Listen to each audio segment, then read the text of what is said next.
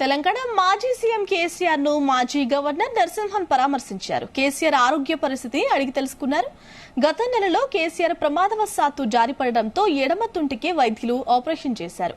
ఆసుపత్రి నుంచి డిశ్చార్జ్ అయిన అనంతరం తన నివాసంలో విశ్రాంతి తీసుకుంటున్నారు కేసీఆర్. బంజారాహిల్స్ నందినగర్ లోని కేసీఆర్ నివాసానికి వెళ్లిన నరసింహన్ కు బీఆర్ఎస్ నేతలు స్వాగతం పలికారు.